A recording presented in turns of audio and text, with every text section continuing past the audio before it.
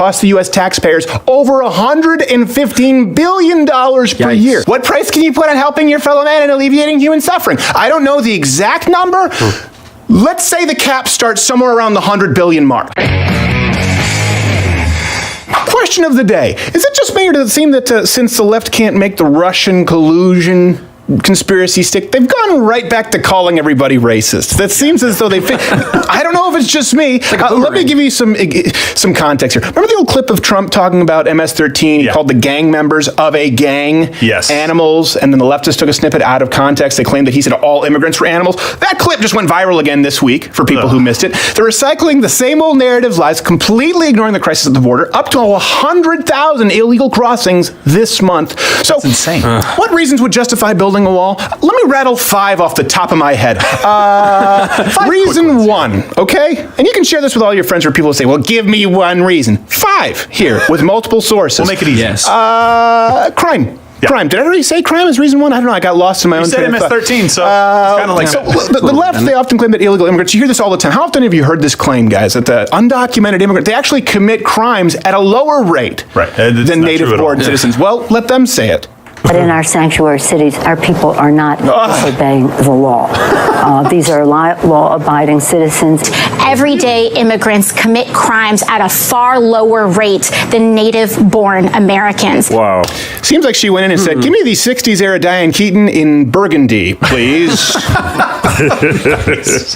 Oh my gosh. It's the kind of request that only the insane lament. Notice the language here. When we bring up the problem of illegal immigrants, they pivot to immigrants as a whole. That's like lumping legal gun owners in with illegal gun owners. Of course, legal immigrants are going to be less likely to break the law because by definition, they're law-abiding. Their very first action, when they were presented with the option to immigrate illegally, they decided to do it legally. Illegal immigrants show they're 3 times. This is when you separate for illegal immigrants 3 times as likely to commit crimes as other citizens. They make up 27% of all federal prisons, despite being only 9% of the nation's adult population.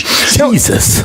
I know, it's surprising. That's not to mention, by the way, that every single crime committed by an illegal alien, it's one that could never have been committed had they not been here illegally in the first place. So yes, it's important to remember, not all immigrants are criminals, but all illegal aliens, at least in getting here, kind of pulled a dick move. All of them. Every single one of them. I'm okay saying that. Okay, reason number 2. How effective a wall would be. The left tells us it doesn't work. But would a wall really stop them? What the Border Patrol says, and I've spoken to a lot of their people, is look, first of all, if you build a 30-foot wall, all it's going to do is create a market for 31-foot ladders. Of course. Of course that's right.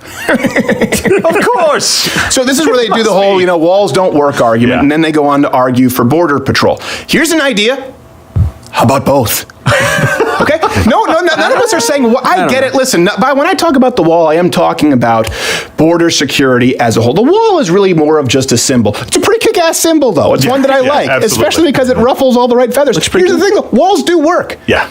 Israel, for example, cut its illegal immigration rate by 99%. Wow. Constructing 143 mile fence. That seems significant, actually. Yes. Yeah. Now, granted, some terrorist tunnels, still a problem. Right. When Mexico adds the destruction of all United States citizens in its charter, we'll cross that bridge when we get there. But 99%, it's what we call statistically significant. So, and I know I've heard these people arguing all the time that it's not 100% effective. It's only, neither. Condoms don't work 100%, but you have us handing those out by the punch bowl at the local junior high and the taxpayer dying. Well, look, if anything, at least stop. You're cutting off the black people. They were about to say something. That's privilege. Black privilege, please. Come on. Yeah, what's 100% effective? You got murder laws up. What? Viagra's 100% effective. Only for white people.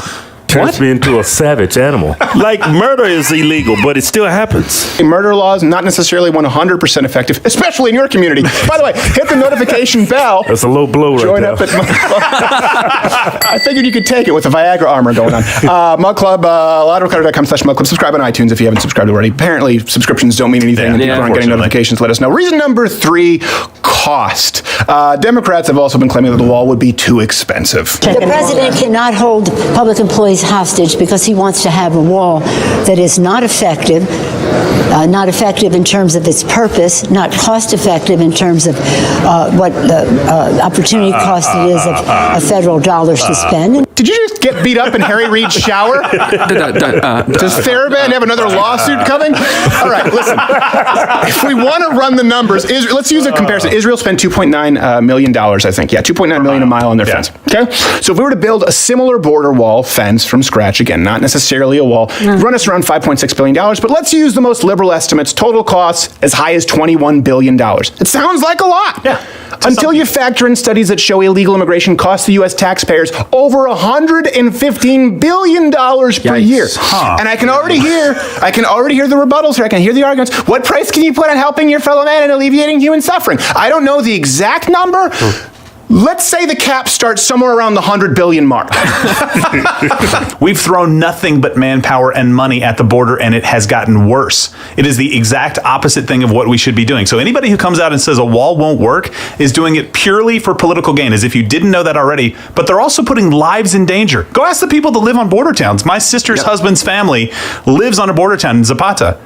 It's Your not sister's best friend's girlfriend's brother's boyfriend knows this guy who knows someone who saw Beto O'Rourke pass out of 31 flavors last night, and then he was raped by MS-13. Not a good deal. Reason number 4, he likes it. Compassion.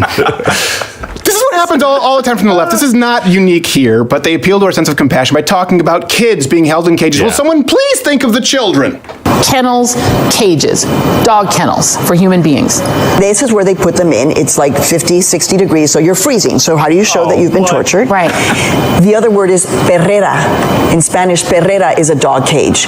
Our children, effectively, as the senator said, are being put into dog cages. Right now, what we are seeing is the violation of human rights. These children and these families are being held in what are called hieleras, which are basically freezing boxes that no person should be maintained in for any amount of time, let alone the amount of time that they're being kept on. I love how the first commentator says, the temperature is really low, so these boxes get cold, and then Cortez just says, they're putting them in freezing boxes that are 50 to 60 degrees. They're holding them in Coleman coolers. That sounds like good air conditioning. Upgrade to Yeti, yes, at least. Because when you're talking about American Border Patrol agents who spare no expense when holding illegal immigrants, they're going to crank the air conditioning up in El Paso. And by the way, these dog cages, these kennels, they're fenced-in areas is what they're talking about. It's not like a dog cage is never mind the fact that caging kids started under Obama. I know some people have tried to issue rebuttals to that. Well, that's a whole topic for another day. But it did start under Obama. We're just talking about the frequency. The problem right now is nearly 100,000 illegal immigrants cross the border every single month. That's over 3,000 a day. Where do you put them? Yeah.